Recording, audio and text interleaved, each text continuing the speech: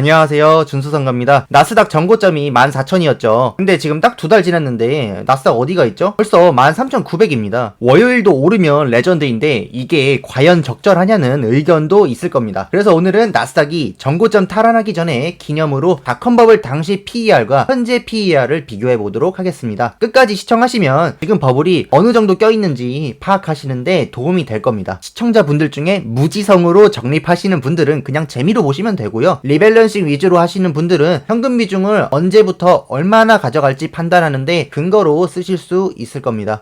자, 15년도 기사 한번 보여드릴게요. 이때 나스닥이 닷컴버블의 전고점이었던 5,000을 뚫었을 때 추가 상승이 가능하다는 얘기를 하고 있는데 그로부터 6년 뒤 오늘날 나스닥 어떻게 됐죠? 14,000 바라보고 있습니다. 지수는 같은 5,000이지만 닷컴버블과 2015년은 PER이라는 결정적인 차이가 있다. 추가 상승이 가능하다. 그렇게 주장한 기사입니다. 실제로 그 뒤로 나스닥은 실적이 받쳐주면서 계속 올랐죠. 2000년에 버블이 터지기 전에 시가총액 상위 10개 기업의 PER은 평균 74배였다고 합니다. 그런데 2021년 현재 시가총액 상위권 기업들의 PER을 보면은 어떨까요? 몇 가지 특이한 기업들 있죠. 아마존, 테슬라 이런 애들 빼고는 대체로 거의 30대입니다. 아마존이야 워낙 순이익을 안 남기고 재투자하는 기업으로 유명하죠. 다만 테슬라는 1000배가 넘습니다. 이건 지금 거품이 맞는데 대신에 그 기대감을 정당화할 수 있는 성과를 보여준다면 PER은 급격하게 낮아질 것이고 지금 투자하신 분들은 좋은 성적을 내시겠죠. 아마존도 한때는 PER이 3,000을 넘었던 적이 있으니까 제가 PER만 보고 하지 마세요 그렇게 말할 수는 없죠. 안 그래도 테슬라의 일론 머스크가 원숭이 머리에 칩을 박아서 게임 시킨다는 말을 하고 2개월 지나니까 진짜 게임하고 있잖아요. 이렇게 개발주는 PER만으로 판단하기는 어려우니까 여러분의 안목만큼 벌어가시리라 믿고요. 아무리 거품 같아도 기술의 발전에 반대로 배팅하지 마세요. 자, 그러면 이제 나스닥 PER은 어떤지 한번 보겠습니다. 현재 4월 9일 기준으로 나스닥 PER은 39.98 대략 40 정도 되네요. S&P는 47 정도 됩니다. 확실히 S&P가 코로나로 인해 타격을 입었던 업종들까지 포함하는 넓은 지수기 때문에 기대감, 부양책 등등 거품이 낄만 하다고 봅니다. 그런데 아직 실적이 받쳐주지 못하니까 조금 높게 나온 것 같아요.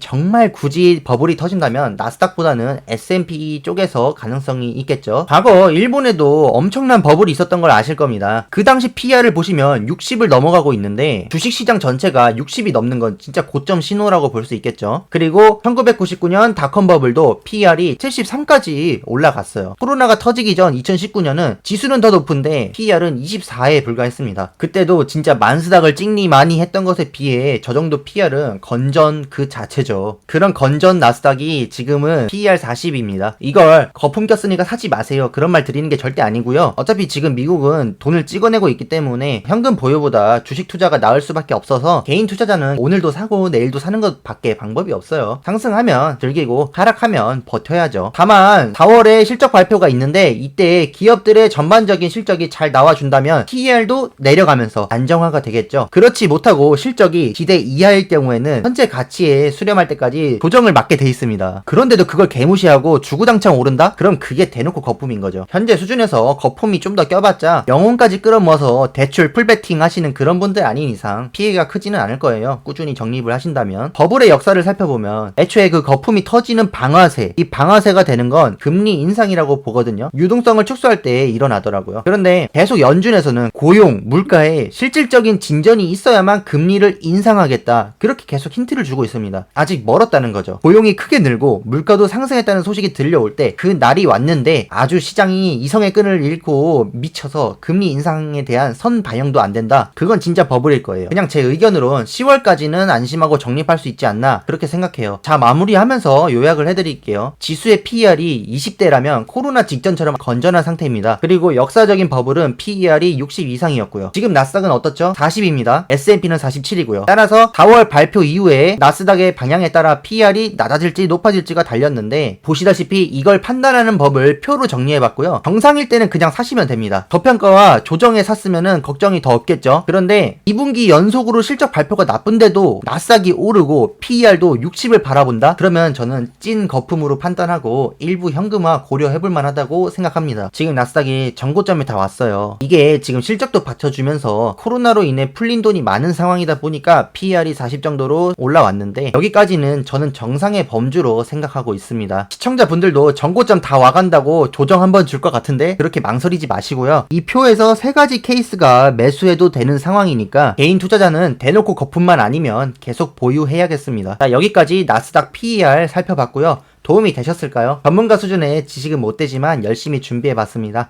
끝까지 시청해주셔서 감사합니다.